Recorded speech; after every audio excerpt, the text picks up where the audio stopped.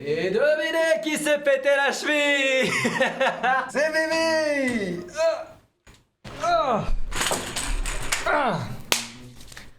Comment ça va YouTube? Bon, alors pour ceux qui se posent la question, c'est très simple, j'étais à la boxe et sans faire exprès, un mec de 95 kilos m'a écrasé le talon et a fait tordre ma cheville dans l'autre sens. Voilà, donc petite foulure, pas d'exercice pendant 3 semaines, mais c'est pas vraiment l'objet de la vidéo d'aujourd'hui. Les gars, ça va faire un petit moment qu'on n'a pas fait une vidéo react, juste vous et moi, tranquillou pilou, parce qu'entre temps, il y a eu les nouveaux bureaux, il y a eu d'autres trucs qu'on a fait avec Kevin et avec d'autres personnes, mais je vous réserve la surprise pour la suite. Mais comme ça fait un petit moment, ça m'a un peu manqué et je me suis dit qu'aujourd'hui, on allait faire une vidéo React. Et Dieu sait que dans les React, on a réagi un peu à tout et n'importe quoi. Que ce soit des maisons de stars, les records les plus improbables du monde, ou encore des gens qui ont des karmas pourris. Et le truc justement, c'est que des gens malchanceux, il y en a toujours eu en fait. Mais vous savez à quoi ça peut mener aussi des fois la malchance? La mort.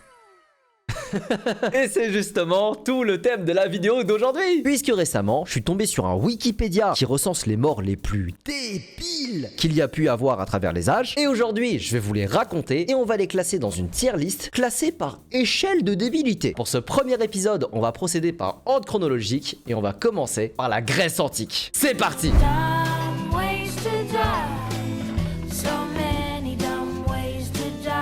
Première victime, Charondas. Alors les gars, je vais partir du principe que vous le connaissez pas, mais en gros, Charondas, c'est un législateur qui a vécu dans la ville de Catane, en Sicile, au 6e siècle avant Jésus-Christ. Et ce qu'il faut savoir sur lui, c'est que c'était un putain de gigachad pour l'époque, puisqu'il était considéré comme l'un des meilleurs législateurs de l'Antiquité, parce qu'il avait fait ses études auprès des plus éminents penseurs, mais également parce qu'il était animé par un putain de sentiment de justice. Pour vous la faire courte, son palmarès, ça a été de promulguer des lois qui étaient contre l'adultère, la corruption, le meurtre, le vol, mais aussi des lois qui protégeaient le droit des femmes et des enfants. Et ça, pour l'époque, c'est un truc de fou. Bref, vous l'aurez compris, Charondas, il était apprécié de tous, au point où les habitants de la ville de Catane, ils lui ont demandé de rédiger encore plus de lois pour la ville. Et on va s'intéresser à une loi en particulier. En gros, à ce stade, Charondas était un peu la star de la cité. Sauf que les lois, ça profite pas à tout le monde. Et donc, certaines personnes veulent l'assassiner.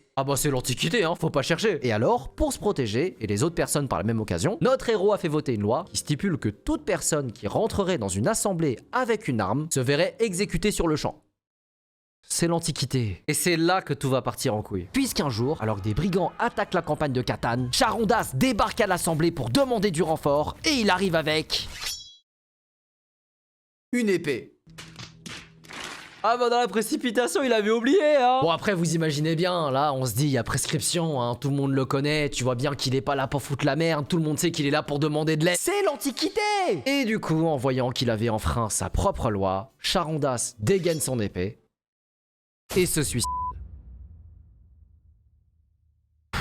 En fait, franchement les gars, oubliez son épée, ça peut tous nous arriver, à la rigueur pourquoi pas. Mais de là à se tuer pour ça, du coup malgré son passé de héros dans la cité, je le mettrais dans la tier list en aurait pu vivre aussi moins con. Je pense que c'est la bonne place pour lui. Allez, maintenant que vous avez vu la couleur, on va passer à la deuxième mort.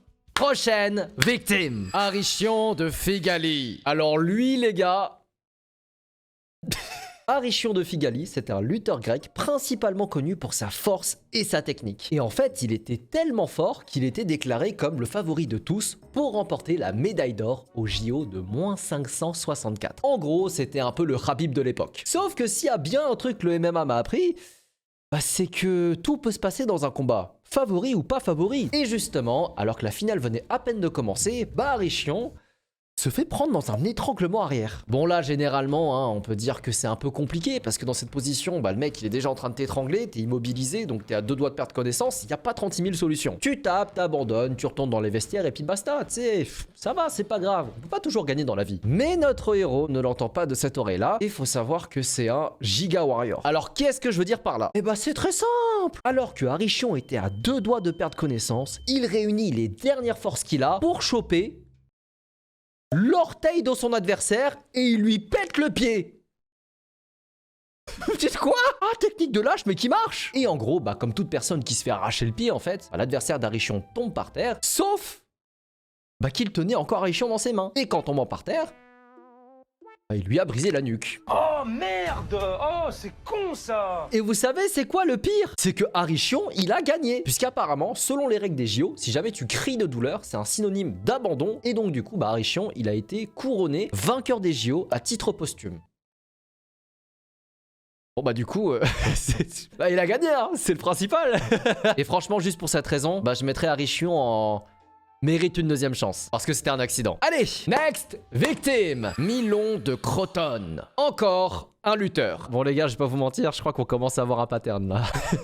Alors pour ceux qui le connaissent pas, Milon de Croton, c'était un célèbre athlète de la Grèce antique. Et comme tous les lutteurs de la Grèce antique, bah, ils étaient tous extrêmement forts. Sauf que Milon, bah, il était particulièrement balèze. Puisque selon la légende, il était si fort qu'il aurait soulevé un taureau sur ses épaules et qu'il aurait marché avec l'animal sur 40 km. Et là forcément vous allez vous dire, non mais attends, on est avec un mec, il est balèze de fou, il a fait un marathon avec un taureau sur le dos.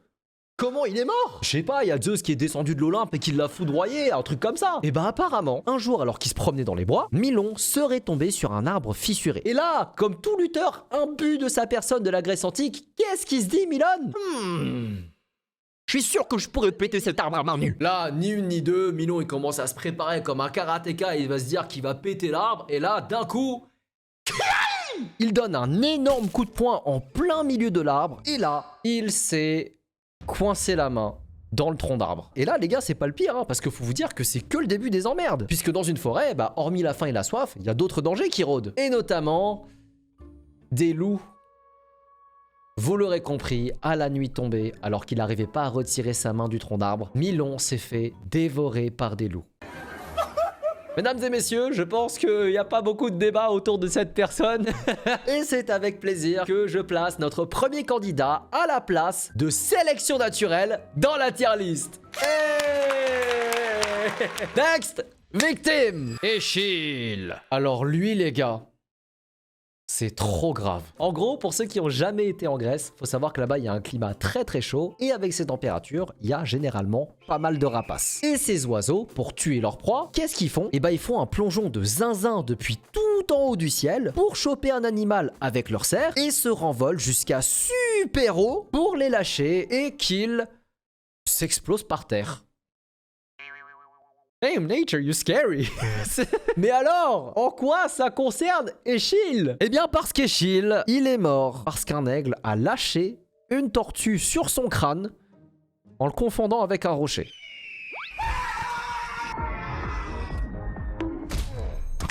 Putain, même à l'Antiquité, t'avais pas le droit d'être chauve, quoi. Mais laissez-les vivre, par pitié. Et franchement, les gars, je me sens trop mal de rire parce que de un, c'est triste, mais aussi parce que Échille, apparemment, c'était l'un des meilleurs tragédiens d'Athènes en plus. Donc là, l'aigle, concrètement, il a mis fin à son buzz, mais d'une manière monstrueuse. Là, franchement, je pense que pour Échille, ça rentre largement dans la classe. Mérite une seconde chance. Franchement, ramenez-le à notre époque. Faites-le revenir. Empédocle d'Acragas. Bon, je vous préviens tout de suite, lui il est con. Pourquoi je vous dis qu'il est con? Eh bien parce qu'en fait, Empédocle d'Acragas, c'était un philosophe présocratique, et comme tous les poètes de son époque, bah faut savoir que...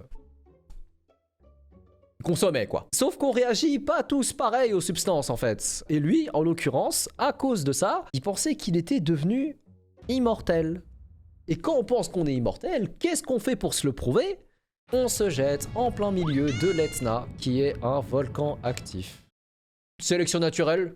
Oh, sélection naturelle. Allez, casse-toi de là, débile, va. Prochaine victime. Qin Shi Huang. Attention, petit cours d'histoire. Pour ceux qui ne connaissent pas, Qin Shi Huang, c'était le premier empereur de Chine. C'est lui qui est à l'origine de l'unification des différents royaumes de Chine pour en faire un seul et même pays. Et durant son règne, bah, il a fait plein de trucs, et c'est notamment lui qui a l'initiative de la muraille de Chine, ou encore la célèbre armée de soldats en terre cuite. Bref, vous l'aurez compris, c'était un leader parmi les leaders, il avait son empire, ainsi que toutes les richesses qu'un homme pouvait demander, et avec un tel empire, bah, la seule chose qui pouvait vraiment faire peur à Qin Shi Huang, bah, c'était la mort. Et c'est pourquoi, de son vivant, l'empereur a absolument tout fait pour acquérir l'immortalité, jusqu'à recruter un magicien qui lui fera avaler des pilules de mercure.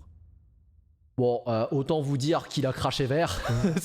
En vrai, les gars, je trouve ça tellement ironique qu'il soit mort parce qu'il voulait atteindre l'immortalité. Du coup, je pense que la place, elle est toute trouvée. Hein. Qin Shi Huang, ça va aller dans... aurait pu vivre 6 mois con. Prochaine mort, Pythagore. Bon les gars, Pythagore, bah, y a pas vraiment besoin de le présenter, hein. Mais par contre, est-ce que vous savez comment il est mort? Non? Eh ben on va voir ça tout de suite. Alors Pythagore, s'il est connu principalement pour le théorème sur les triangles rectangles, faut savoir que c'était pas qu'un mathématicien, c'était aussi un philosophe. Et comme tous les penseurs de l'époque, bah il avait naturellement des élèves, mais aussi des rivaux. Et dans son cas, les siens s'appelaient les Siloniens. Et en Antiquité, qu'est-ce qu'on fait quand on n'est pas d'accord avec quelqu'un ? Ben on le bute! Et c'est exactement ce que les Siloniens ont fait. Un soir, ils sont arrivés dans le quartier de Pythagore, ils ont ravagé tout le monde. Et alors que Pythagore s'enfuyait pour sa vie et qu'il était sur le point de semer ses malfrats, qu'est-ce qu'il a fait? Il aurait arrêté de courir devant un champ d'abricots parce que, je cite, les haricots sont des légumes rituellement impurs.